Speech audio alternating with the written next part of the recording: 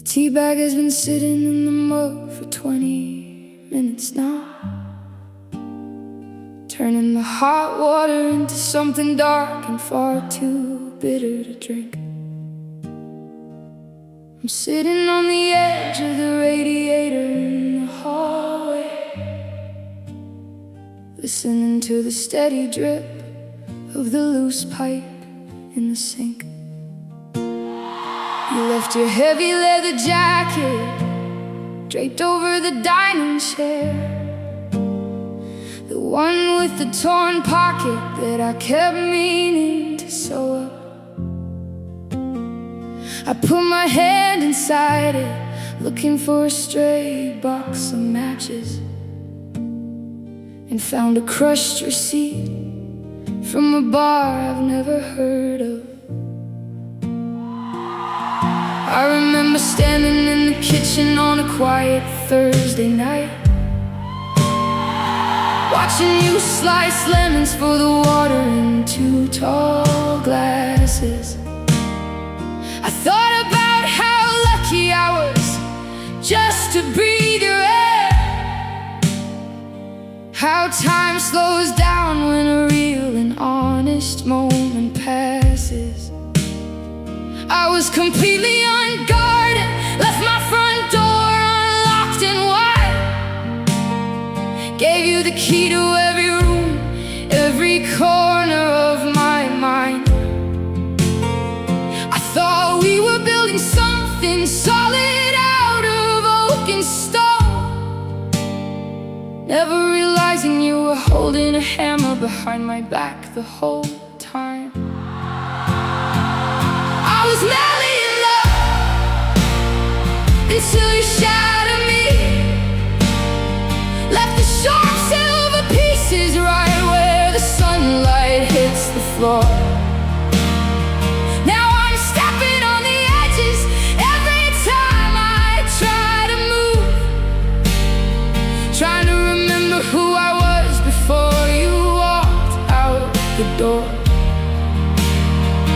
It's a violent kind of quiet when a promise splits in two. No thunder in the distance, just the sudden loss of you. I was madly in love until you shattered me. My mother called this morning to ask if we were still coming up for the weekend at the cabin near the edge of the lake. I had to hold the receiver away from my ear for 5 seconds, because I couldn't figure out which lie would be the easiest to make. Should I tell her your car broke down on the interstate highway, or tell her the truth that you broke down? Something in me, I settled on telling her I caught a bad winter cold, then sat on the floor until my knees started to bleed. You always said my handwriting looked like a frantic scrawl. Well, I'm writing this note as slowly and neatly as I can. I'm packing up the books you lent me, stacking them on the table, along with the spare house key and the antique coffee can. I don't hate you.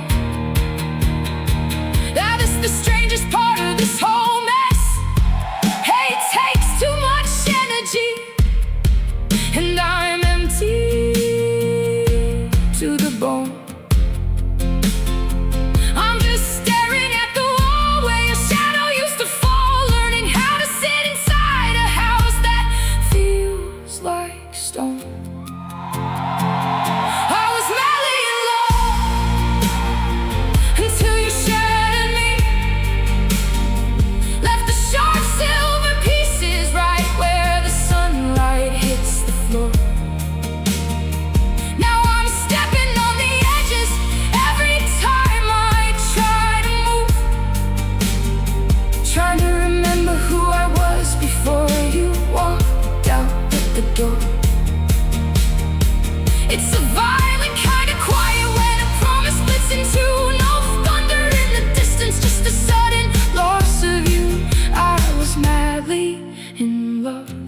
shattered me. I kept a little wooden box where we saved our cinema tickets. Every stub a small proof that we existed in the light. Now it feels like looking at photos of a complete stranger, a girl who didn't know she was stepping into the night. You didn't just leave, you rewrote every single memory we made, turning 7 years of devotion into a cheap, cruel charade.